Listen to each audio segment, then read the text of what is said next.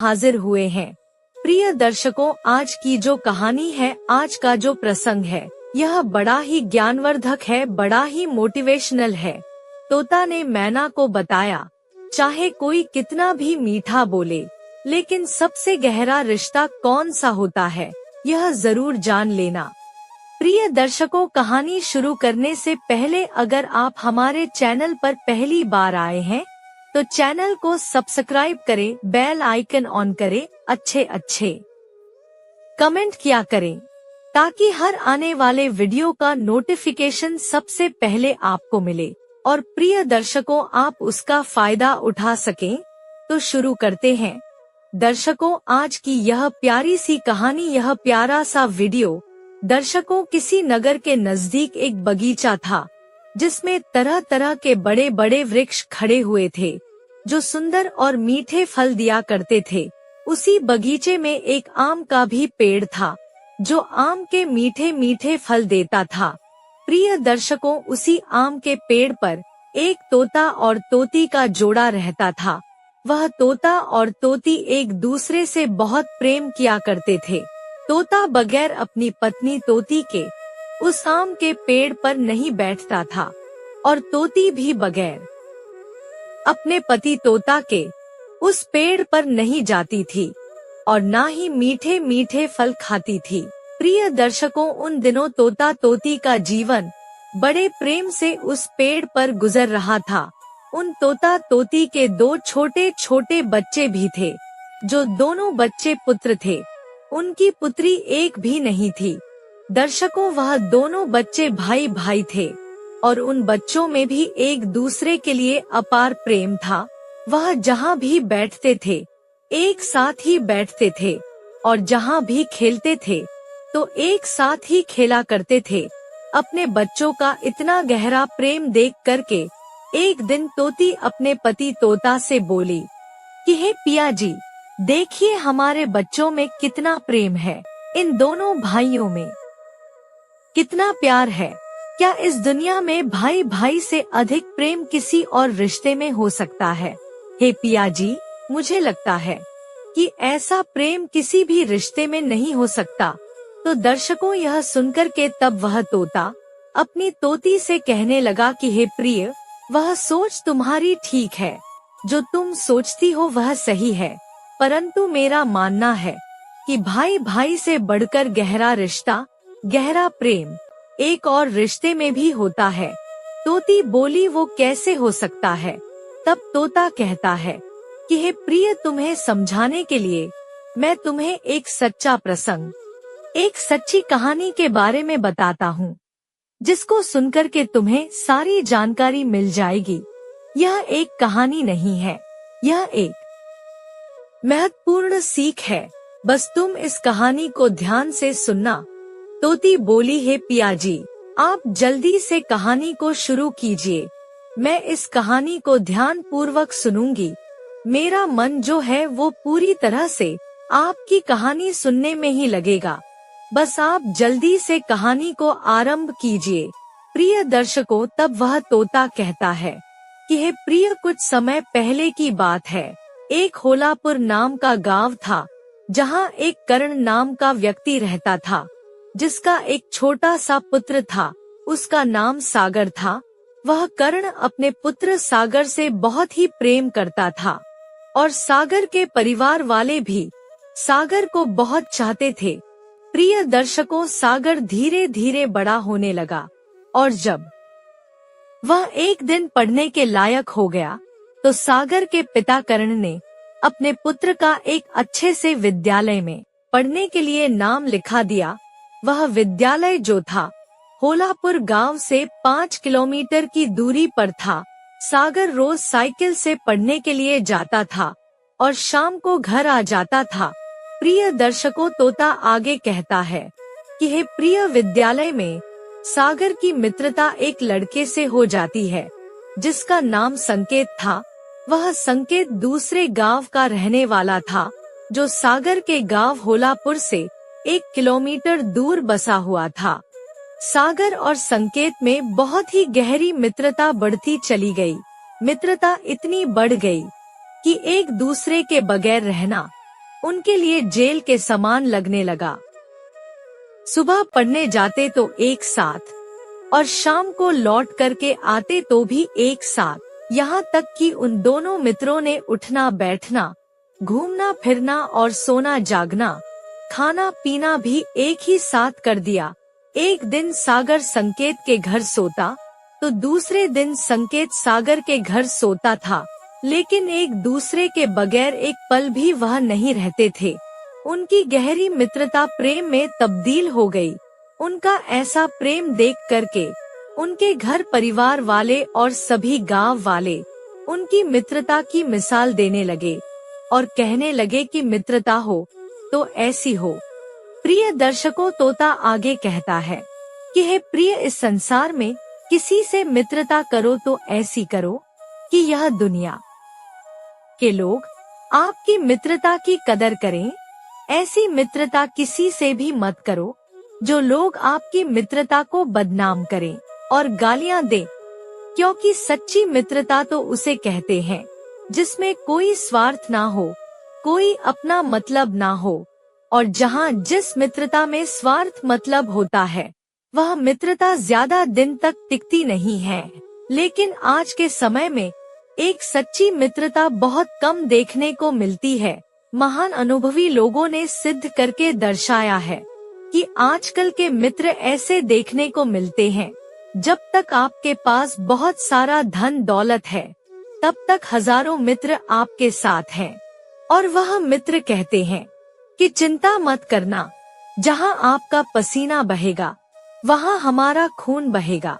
और किसी कारणवश जब आपका वक्त आ जाए, जब आप पर कोई मुसीबत आ जाए, आपके दिन खराब आ जाए, आप पर कोई दुख आ जाए, तो वही खून बहाने वाले मित्र आपको ऐसे छोड़ जाते हैं जैसे वह कभी आपको जानते ही नहीं थे। इसलिए जहाँ स्वार्थ भरा हो ऐसे मित्रों से हमेशा बच करके रहना चाहिए, नहीं तो आपको बर्बाद होने में अधिक समय नहीं लगेगा। प्रिय दर्शकों, तोता आगे कहता है कि हे प्रिय, एक दिन की बात है, सागर की ननिहाल से सागर के मामा जी आते हैं और सागर से कहते हैं कि भांजे तुम हमारे साथ चलो, आपके नाना नानी आपको बहुत याद कर रहे हैं और उन्होंने हमसे कहा जाओ हमारे नाती सागर को बुला लाओ।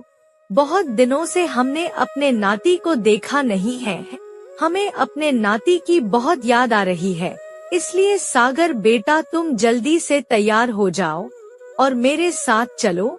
दर्शकों, तभी सागर ने कहा ठीक है मामा जी, मैं अपने मित्र से मिलकर आता हूँ, तब आपके साथ में चलूंगा।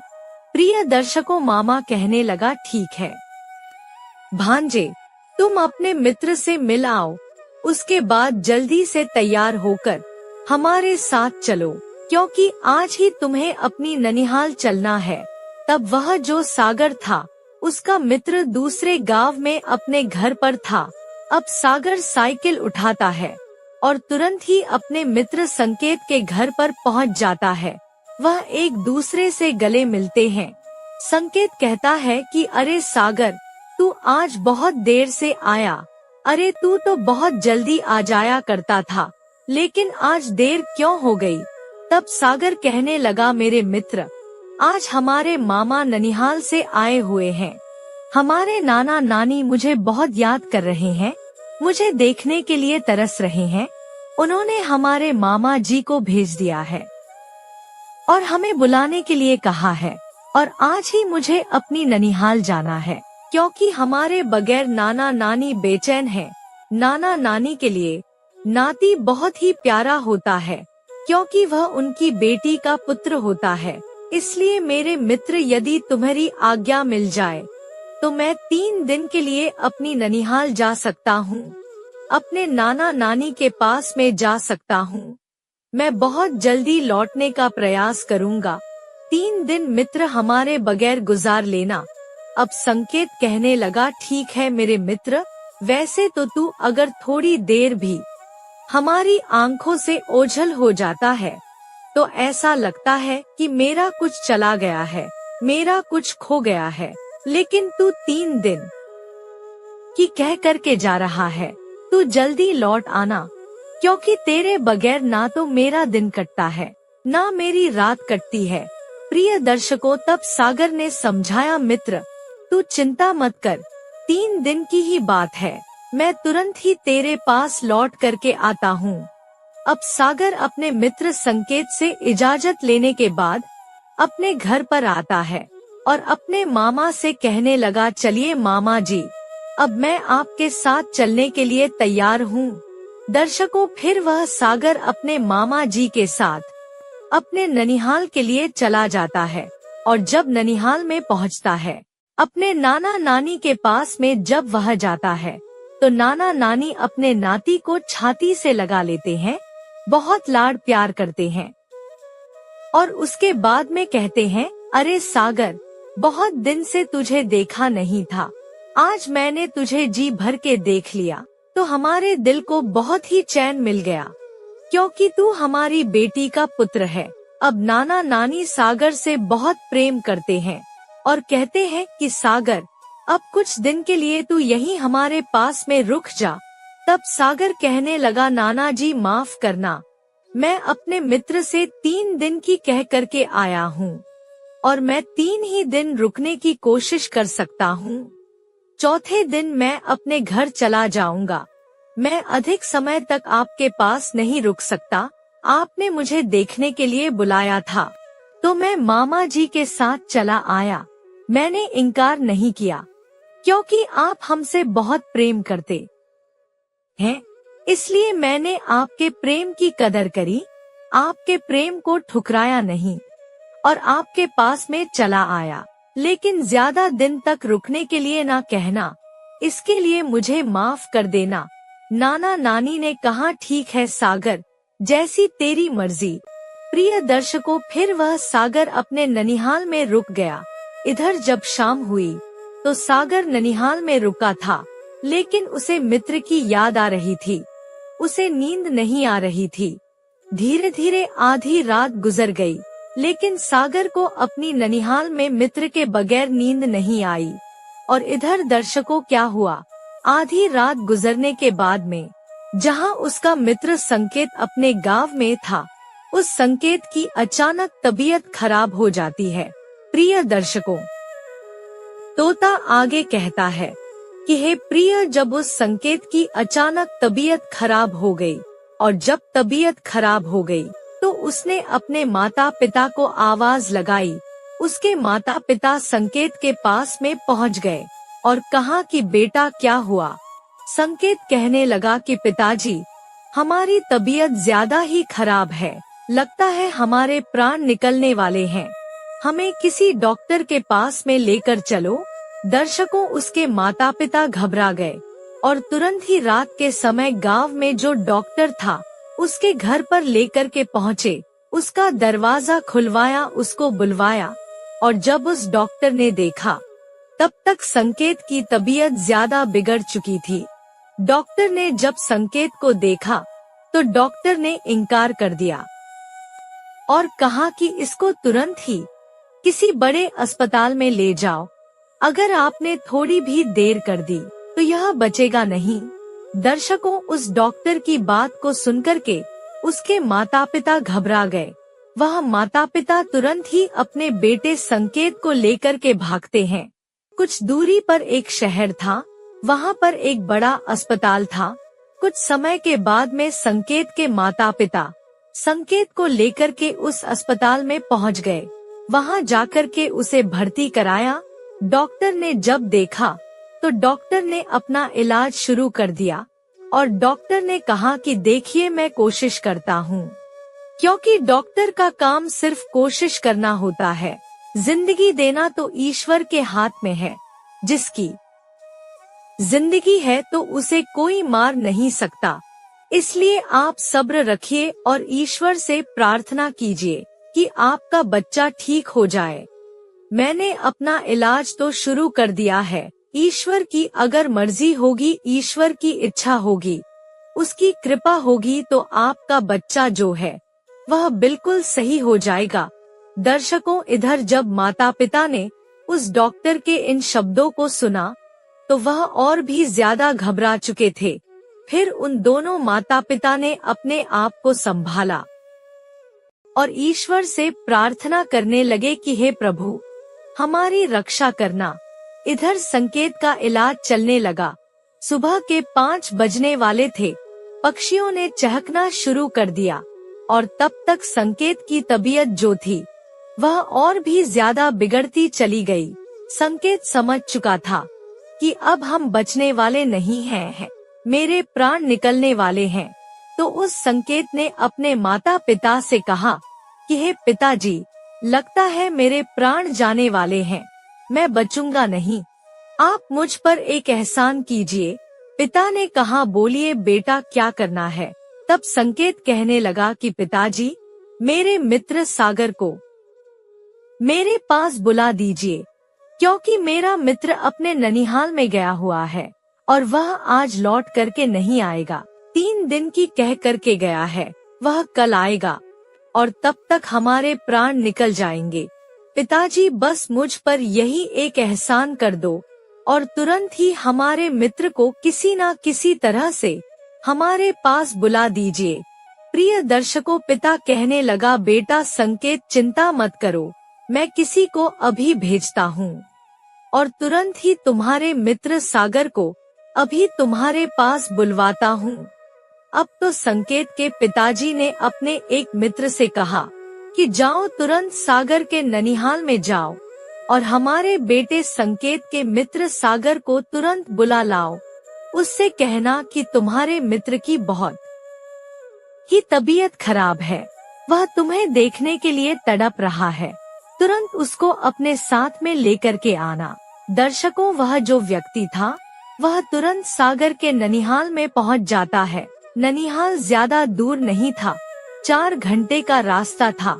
4 घंटे में वह व्यक्ति सागर के ननिहाल में पहुंचा और सागर से जाकर के मिला और सागर से कहा कि सागर, तुम्हारा मित्र संकेत बहुत बीमार है, उसकी तबीयत ज्यादा ही खराब है, वह शहर के बड़े हॉस्पिटल में भर्ती है, डॉक्टर इलाज कर रहे हैं, लेकिन उसकी तबीयत में कोई सुधार नहीं है, तबीयत बिगड़ती जा रही है और तुम्हारा मित्र तुम्हें याद कर रहा है, तुम्हें बुला रहा है, तुम्हें देखने के लिए तड़प रहा है। यदि तुम उसके पास अभी नहीं पहुँचे तो तुम्हारा मित्र तुम्हें दोबारा जिंदा देखने के लिए नहीं मिलेगा। दर्शकों, जब सागर ने उस आदमी के यह शब्द सुने तो उसके पैरों के तले जमीन खिसक गई। वह घबरा गया और उसके मुंह का पानी भी सूखने लगा। उस व्यक्ति ने उसे समझाया और कहा कि घबराइए नहीं, धैर्य रखिए और ईश्वर से प्रार्थना कीजिए कि तुम्हारा मित्र सही हो जाए और अब हमारे साथ चलिए। फिर वह सागर अपने नाना नानी से कहता है कि माफ करना, अब मैं एक पल भी यहाँ नहीं रुक सकता, हमारा मित्र बीमार है और मुझे तुरंत जाना है। नाना नानी ने भी उसे नहीं रोका और कहा कि जाओ, अपने मित्र के पास जाओ। अब वह सागर उस व्यक्ति के साथ तुरंत भाग खड़ा होता है और बहुत जल्दी अपने मित्र संकेत के पास में पहुंचने की कोशिश करता है। उस व्यक्ति से कहता है कि जितनी जल्दी हो सके चलिए और हमारे मित्र के पास मुझे पहुंचाइए। दर्शकों, कुछ देर के बाद में वह व्यक्ति सागर को लेकर संकेत के पास में आ गया और जैसे ही सागर संकेत के पास में पहुंचा तो उसकी तबीयत को देख करके सागर की हालत खराब हो गई। सागर ने भाग करके संकेत को अपनी गोद में उठा लिया, सीने से लगा लिया, उसकी आंखों में आंसू आ गए और कहने लगा, मेरे मित्र, ये तुझे क्या हो गया, तेरी ऐसी तबीयत खराब कैसे हो गई। अब तो संकेत के आंखों में भी आंसू आ गए और वह कहने लगा, मेरे मित्र, मेरी तबीयत में कोई सुधार नहीं है, यहाँ के डॉक्टर इलाज कर रहे हैं लेकिन तबीयत सुधर नहीं रही है, मुझे लगता है कि मेरे प्राण निकल जाएंगे, मैं बचूंगा नहीं। जब संकेत के ये शब्द सागर ने सुने तो सागर कहने लगा, अरे पागल, तू हमें छोड़ करके नहीं जा सकता, तू तो हमारा गहरा मित्र है, तू तो हमारा जिगरी यार है, तेरे ही तो हृदय में मेरे प्राण बसते हैं। यदि तुझे कुछ हो गया तो मैं बचने वाला नहीं हूँ। मैं भी तेरे ही साथ मर जाऊंगा, मैं भी तेरे ही साथ यहाँ से चलूंगा, क्योंकि तेरे ही हृदय में मेरे प्राण बसते हैं। तेरी आत्मा मेरी ही आत्मा है। तू ऐसे अपशब्द ना कह। ये तुझे क्या हो गया है? चाहे कुछ भी हो जाए, मेरे शरीर के टुकड़े टुकड़े हो जाएं, लेकिन मैं तुझे बचाने का पूरा प्रयास करूंगा। तुझे कुछ नहीं हो सकता, ईश्वर जरूर मदद करेगा। प्रिय दर्शकों, तोता आगे कहता है कि हे प्रिय, वह सागर जो था वह तुरंत डॉक्टर के पास में जाता है और कहता है कि डॉक्टर साहब, चाहे तो हमारे शरीर के रक्त की एक एक बूंद ले लो, लेकिन हमारे मित्र को किसी तरह से बचा लो। वह डॉक्टर सागर की बात को सुनकर फिर संकेत के पास में तुरंत आता है। फिर देखता है तो डॉक्टर कहता है, ठीक है, इसके शरीर में खून की कमी नजर आ रही है। एक बोतल इसके शरीर में खून चढ़ा करके देखते हैं। फिर देखते हैं कि तबीयत में सुधार हो रहा है या नहीं हो रहा है। अगर तबीयत में सुधार हो गया तो मैं कह सकता हूँ कि मैं इसे बचा लूंगा। सागर कहने लगा कि डॉक्टर साहब, मैंने आपसे कहा तो है कि आप हमारे शरीर से खून की एक एक बूंद निकाल लो, लेकिन हमारे मित्र को किसी न किसी तरह से बचा लो। अब वह सागर अपने शरीर से एक बोतल खून निकलवाता है और कहता है, डॉक्टर साहब, यह खून तुरंत हमारे मित्र पर चढ़ा दीजिए। डॉक्टर सागर का खून संकेत के शरीर में चढ़ाने लगता है और सागर अपने मित्र को समझाता है कि मित्र, घबराना नहीं, मैं हूँ ना, तुम्हें कुछ नहीं हो सकता। दर्शकों, अब वह खून चढ़ने लगता है। इधर संकेत को नींद आने लगती है। संकेत कहता है, मित्र, मुझे तुझ पर भरोसा है, तू हमारा गहरा मित्र है। जब तेरे प्राण मेरे हृदय में बसते हैं तो मेरे भी प्राण तेरे हृदय में बसते हैं। तूने ऐसा क्यों किया? क्यों अपना खून निकलवा दिया? सागर कहने लगा, पागल है क्या? मैंने कुछ नहीं किया है। अरे, मेरा खून तो तेरा ही खून है और तेरा खून मेरा खून है। तू कैसी बातें कर रहा है? संकेत कहने लगा, है मित्र, हमें कुछ नींद सी आ रही है और अपनी गोद में हमारा सिर रख ले और मुझे आराम कर लेने दे। दर्शकों, अब सागर ने अपने मित्र संकेत का सिर अपनी गोद में रख लिया और अब संकेत जो था वह सागर की गोद में सिर रख करके सो गया। प्रिय दर्शकों, तोता आगे कहता है कि हे प्रिय, जब समय आ जाता है तो उस समय को कोई बदल नहीं सकता। चाहे कितने भी बड़े बड़े डॉक्टर कितना भी प्रयास क्यों ना कर लें, लेकिन होनी बहुत बलवान होती है। होनी को कोई टाल नहीं सकता।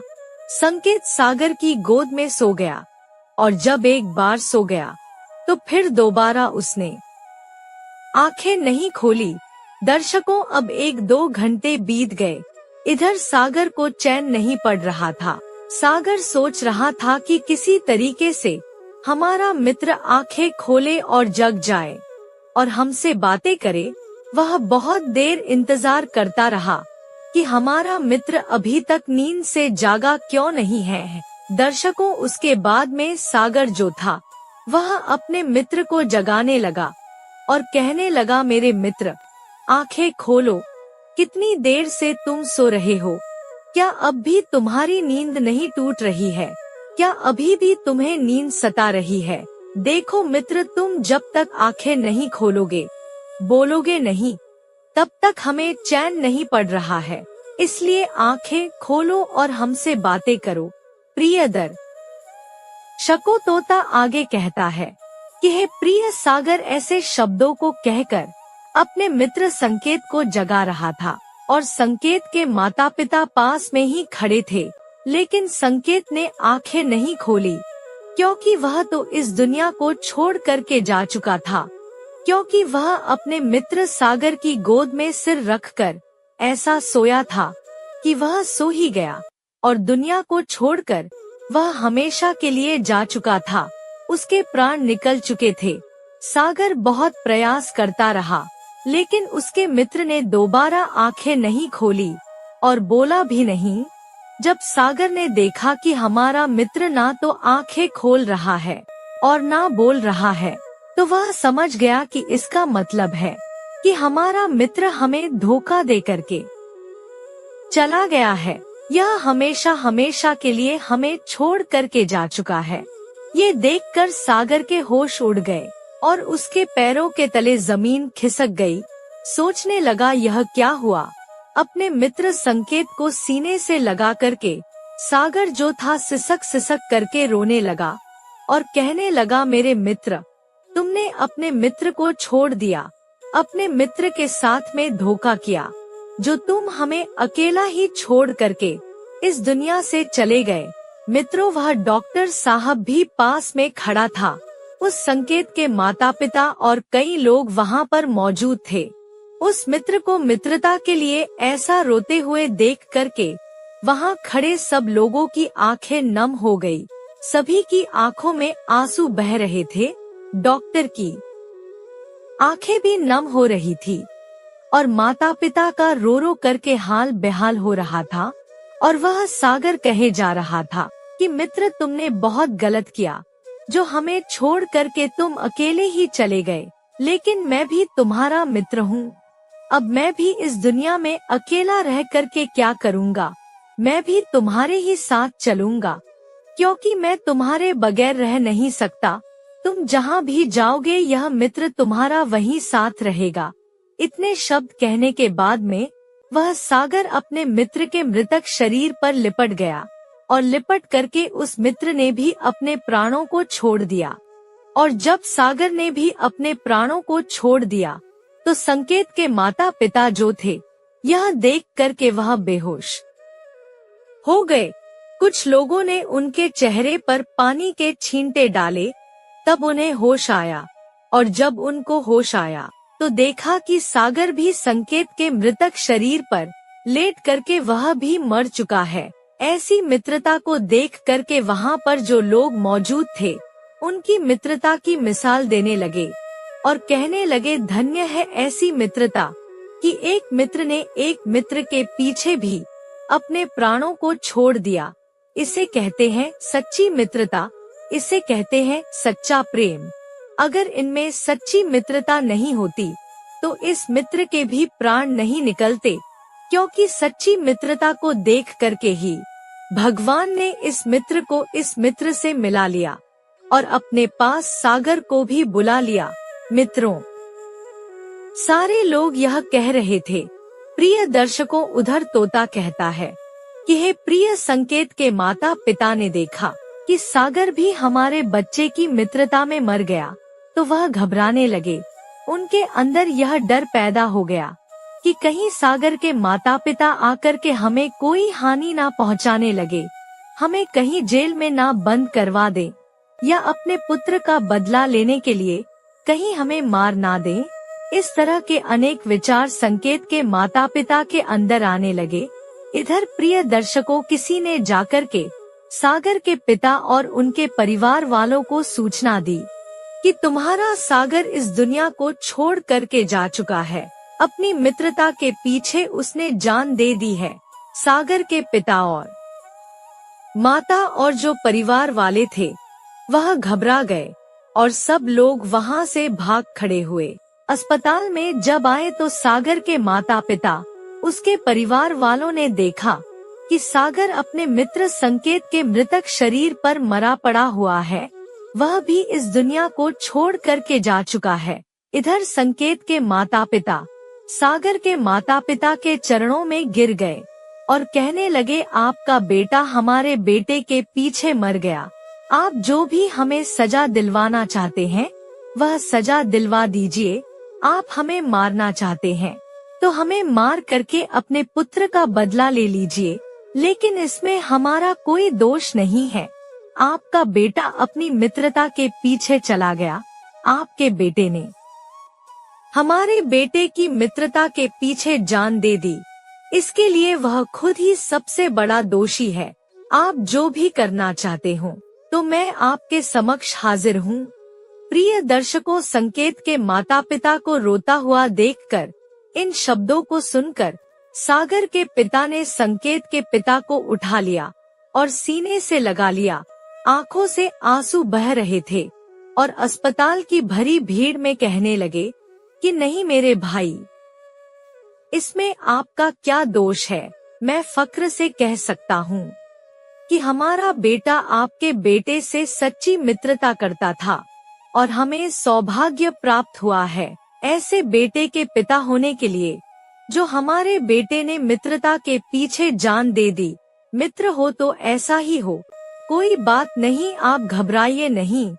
आपका बेटा मर गया तो हमारा बेटा भी चला गया। जो मुसीबत आप पर है वही मुसीबत हम पर भी है। मैं आपको क्यों हानि पहुंचाऊंगा? मैं आपको कोई हानि नहीं पहुंचा सकता।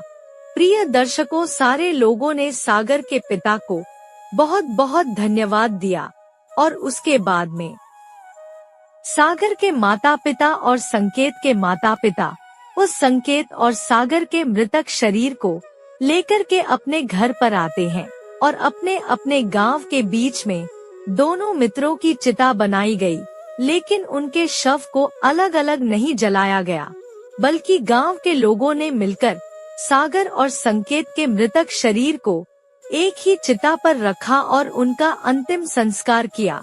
और उसके बाद में पूरे समाज और नगर के लोग सागर और संकेत की मित्रता की मिसाल देने लगे और उनकी मित्रता को बहुत बहुत धन्यवाद कहने लगे और कहने लगे कि भाई से भी बढ़कर एक रिश्ता जो होता है वह मित्रता का होता है, जो आज इनकी मित्रता को देखकर हमें समझ में आया है।